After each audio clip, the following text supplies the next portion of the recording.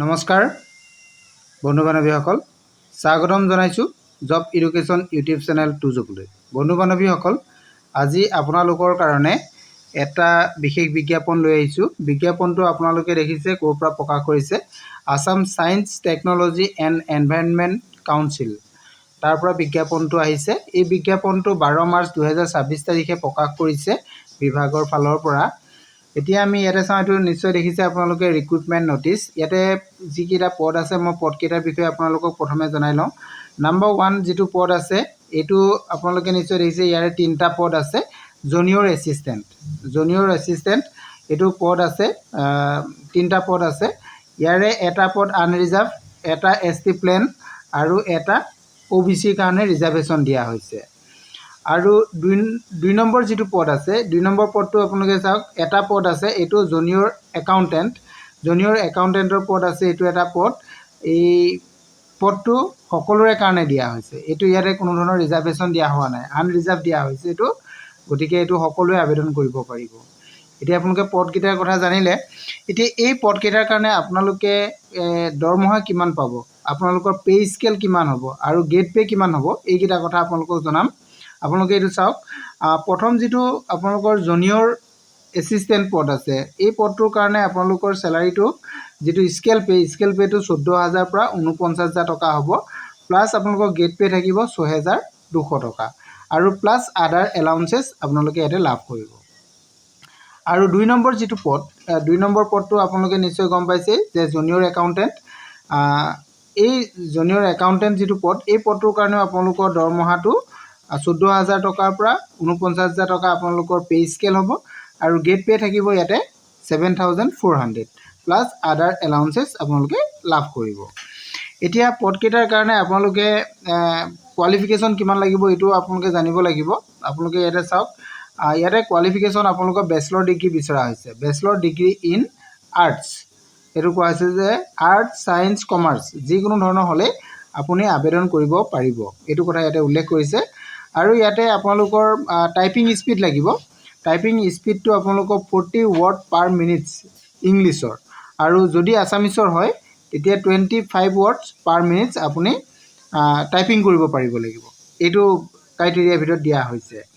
আৰু পদকেইটাৰ কাৰণে আপোনাৰ ৰিজাৰ্ভেশ্যন কেটেগৰী কি আছে যে আপোনালোকে নিশ্চয় গম পাইছেই, যে আনৰিজাৰ্ভত এটা, ST প্লেনত এটা, OBCত এটা, এইটো গম পালে। চেলাৰীটোৰ কথা ইয়াতে উল্লেখ কৰিছে, আপোনালোকৰ 14,000 পৰা 49,000 টকা আৰু গ্ৰেড পে'টো আপোনালোকৰ 6,200 টকা। আৰু ইয়াতে মুঠ পদ যিহেতু 3টা আছে, এইটো কথা আপোনালোকে গম পালে। ইয়াৰ কাৰণে আপোনালোকৰ চিলেকশ্যন প্ৰচিডিঅ'ৰটো কেনেকৈ হ'ব, চিলেকশ্যন প্ৰচিডিঅ'ৰটো আপোনালোকৰ ইয়াতে উল্লেখ কৰা আছে, আপোনালোকে চাব পাৰিব। আপোনালোকে এপ্লাই কৰিব লাগিব অনলাইনত। অনলাইন এপ্লাই কৰাৰ পাছত আপোনালোকৰ চিলেকশ্যন হ'ব, ইয়াতে এক্সাম হ'ব, এক্সামৰ পিছত আপোনালোকৰ চিলেকশ্যন হ'ব। ইয়াতে আপোনালোকে আবেদন কেতিয়াৰ পৰা কৰিব, আবেদনটো আপোনালোকৰ কেতিয়া তাৰিখৰ পৰা হ'ব চাওক। আপোনালোকে যিহেতু এডভাৰটাইজটো 12 তাৰিখে ওলাইছে, 12 তাৰিখৰ পৰা আবেদন আৰম্ভ হৈছে আৰু 20 এপ্ৰিল 2026 পিয়লি 5 বজালৈকে আপোনালোকৰ আবেদন চলিব। আবেদন কৰিব পাৰিব, এইটো অফিচিয়েল ৱেবছাইট আছে, তাতে গৈ আপোনালোকে আবেদনটো কৰি ল'ব পাৰিব। 2টা পদৰ কাৰণে একেই হ'ব। আৰু 2 নম্বৰ যিটো পদ আছিলে আমাৰ, এইটো ইয়াতে নাই, নেক্সট পেজত আছে, মই আপোনালোকক কৈ দিছোঁ। যিটো 2 নম্বৰ পদ, এইটো একাউণ্ট এছিষ্টেণ্ট। এই একাউণ্ট এছিষ্টেণ্টৰ পদটোৰ কাৰণে আপোনালোকৰ ইয়াতে দৰমহাটোৰ কথাটো অলৰেডি গম পালেই, মই আগত জনাই দিছোঁ। আৰু যিটো পদ এটা আনৰিজাৰ্ভ আছে, আৰু এই পদটোৰ কাৰণে বেচেলৰ ইন কমাৰ্চ হ'ব লাগিব। বেচেলৰ ইন কমাৰ্চ বা CA যদিও হয় তেতিয়াও আপোনালোকে আবেদন কৰিব পাৰিব, এইটো কোৱালিফিকেশ্যনটোৰ কথা। আৰু আবেদনৰ অন্তিম তাৰিখটো আপোনালোকক মই এইটো কৈ দিলোঁ, 2টা পদৰ কাৰণে একেই হ'ব, 20 এপ্ৰিল 2026 বিয়লি 5 বজালৈকে হ'ব, এইটো কথা আপোনালোকে গম পালে। আৰু ইয়াৰ আৰু অধিক তথ্য যদি আপোনালোকে জানিব বিচাৰে, তেনেহ'লে আপোনালোকে ইয়াৰ অফিচিয়েল যিটো ৱেবছাইট, অফিচিয়েল ৱেবছাইটটো মই এইটো আপোনালোকক দেখাই দিছোঁ, এইটো astec.assam.gov.in, এই অফিচিয়েল ৱেবছাইটত যাব, তাত আপোনালোকে ভিজিট কৰি বিজ্ঞাপনটো লাভ কৰিব পাৰিব আৰু ইয়াৰ সবিশেষ তথ্যখিনি আপোনালোকে জানি ল'ব পাৰিব। ইয়াৰ গোটেই কথাখিনি আপোনালোকে নিশ্চয় গম পাইছেই, পদকেইটাৰ ডিটেইলছটো মই আপোনালোকক জনালোৱেই। আৰু অধিক তথ্য জানিবৰ কাৰণেহে আপোনালোকক অফিচিয়েল ৱেবছাইটত যাব কোৱা হৈছে।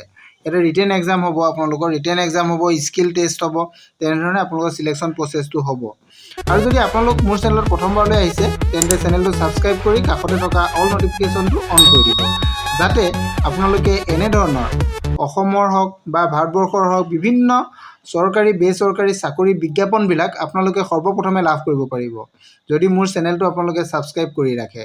কাৰণ মই টু জব চেনেলৰ জৰিয়তে অসমে হওক বা ভাৰতবৰ্ষই হওক চৰকাৰী বা বেচৰকাৰী হওক যিকোনো ধৰণৰ বিজ্ঞাপন লৈ আপোনালোকৰ ওচৰলৈ আহোঁ। নিশ্চয় আপোনালোকে বুজি পাইছে। আৰু যিসকল আমাৰ ছাবস্ক্ৰাইবাৰ হয় বা যিসকল আমাৰ পুৰণা দৰ্শক হয় তেওঁলোকে নিশ্চয় জানেই যে মই অসম তথা ভাৰতবৰ্ষৰ বিভিন্ন বিজ্ঞাপনবিলাক লৈ আপোনালোকৰ ওচৰলৈ আহোঁ। আজিও এটা আপোনালোকক দেখালোঁ। এইটো হৈছে আপোনালোকৰ Assam science technology and environment কাউন্সিলৰ পৰা অহা এটা বিজ্ঞাপনটো মই আপোনালোকক কিয়দাংশহে দেখাইছোঁ।